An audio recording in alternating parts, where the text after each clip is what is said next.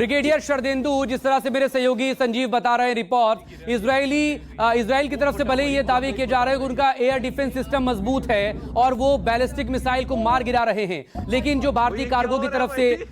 Shoot हुआ है, कुछ लोगों ने वहां पर शूट किया और बाकी लगातार हम देख रहे हैं तेल अवीव का आसमान ईरान की मिसाइलों से घिरा हुआ है।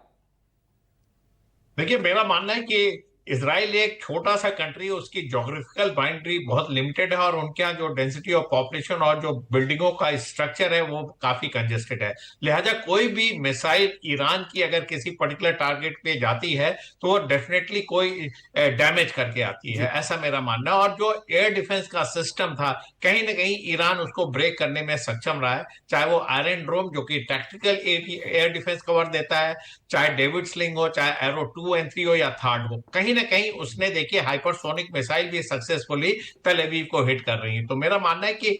इस बार इजराइल को जो डैमेज हो रहा है वो तमाम युद्ध, चाहे वो हमास या हूती या हिजबुल्ला या सीरिया, लेबनान, इस बार उसको ज्यादा क्षति हो रही है और तमाम सिविलियन भी मारे जा रहे हैं और वहां के सिविलियन शेल्टर में है। तो स्ट्राइक तो ईरान के सक्सेसफुल है, लेकिन काफी तादाद में उनकी बैलिस्टिक मिसाइल, टैक्टिकल मिसाइल, ये सारे के सारे नेस्तनाबूद भी हो रहे हैं, बर्बाद भी किए जा रहे हैं उनके एयर डिफेंस सिस्टम द्वारा। लेकिन जहां तक ईरान का सवाल है, देखिए ईरान एक बड़ा ही डिस्पर्स कंट्री है। वो उसके जो एसेट्स है पूरे ईरान में फैले हुए हैं और उसके जो न्यूक्लियर रिएक्टर और न्यूक्लियर एनरिचमेंट फैसिलिटी है वो 6 से 8 जगह पे है और कई जगह तो वो जैसा कि बता रहे थे कि 260 मीटर नीचे पे है, जैसे फोर्डो का जो न्यूक्लियर प्लांट है। हाँ, तो तमाम तरीकों को उनको किस तरीके से बर्बाद करे, अमेरिका इसलिए अपने वेपन को होल्ड किए हुए कि वो किस लेवल पे स्ट्राइक करे, कहां स्ट्राइक करे। देखिए, पार्शियल सक्सेस से कुछ मकसद नहीं अचीव होगा, या तो पूरी तरीके से न्यूक्लियर फैसिलिटी को डिस्ट्रॉय कर, जिनकी 6-8 साइट्स हैं, या फिर देखिए वो तमाम तरीके की वॉर गेमिंग कर रहा है। फिर ईरान का क्या रिटेलिएशन आएगा, क्या वो स्टेट ऑफ हर्मुज में स्ट्राइक करेगा, वो कॉमर्शियल सिर्फ को वहां स्ट्राइक करेगा, पर्शियन गल्फ में करेगा, रेड सी में हुतीज द्वारा कराएगा, या क्या लेवल होगा, क्या किस मिलिट्री टारगेट अमेरिका के जो बेसिस है उसको हिट करेगा। और साथ में पुतिन के स्टेटमेंट को डोनाल्ड ट्रंप आज की डेट में मेरा मानना है कि बहुत महत्व देते हैं। पुतिन ने बोला है कि देखिए, आपने ये न्यूक्लियर एग्रीमेंट को निरस्त किया है, आप ईरान के ऊपर जो इजराइल ने हमला किया वो बिल्कुल ही नागवार है, वो अनजस्टिफाइड है। और आज की डेट में जब पुतिन बोलते हैं कि वो पीस टॉक नेगोशिएट करने के लिए, ब्रोकर करने के लिए तैयार है, तो इस चीज का एक ऑफर दिया हुआ। अमेरिका अगर शांति चाहता, और जो एक इमेज उन्होंने वर्ल्ड फोरम में बना के रखी कि वो युद्ध नहीं चाहते हैं, अगर वो डायरेक्टली युद्ध में इन्वॉल्व हो जाते हैं और बहुत कंक्लूसिव रिजल्ट नहीं दे पाते हैं या युद्ध लंबा चलता है, तो उनकी पोजीशन कंप्रोमाइज होगी। और ब्रिगेडियर शरदेंदु, देखिए आप लगातार, हम दिखा भी रहे हैं इस वक्त लगातार हमारी स्क्रीन के दूसरे हिस्से में कि क्या क्या ताकत है, क्योंकि ईरान की तरफ से कहा गया था कि अमेरिका भी एंट्री कर लेगा सीधे तौर पर, तो भी हमारे पास इतना हथियार है, इतनी मिसाइल्स हैं कि हम 3 साल तक बिना रुके लड़ सकते हैं अमेरिका इजराइल दोनों से। ब्रिगेडियर शरदेंदु।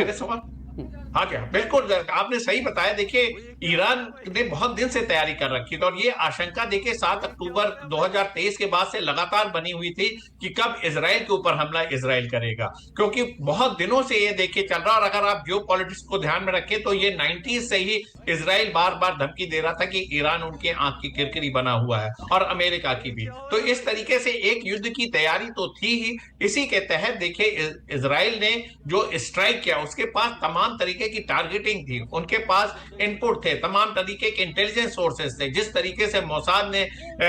ईरान में पेनिट्रेट कर रखा, हर बड़े इंस्टॉलेशन की जानकारी उनका होना, और इस मैसिव स्ट्राइक जो उन्होंने फर्स्ट स्ट्राइक में किया और जिससे डिस्प्रोपोर्शनेट रिजल्ट निकला, ये इजराइल की खासियत है। इजराइल के किसी भी युद्ध में, शरदेंदु प्लीज इस पर भी बोलिए कि दिन के वक्त में जो अटैक्स अब हो रहे हैं ईरान की तरफ से, मोसाद का हेडक्वार्टर उड़ाना या फिर जो अस्पताल पे अटैक की तस्वीरें, और तेल अवीव का दिन के वक्त में आसमान कैसे मिसाइल से घिरा हुआ है।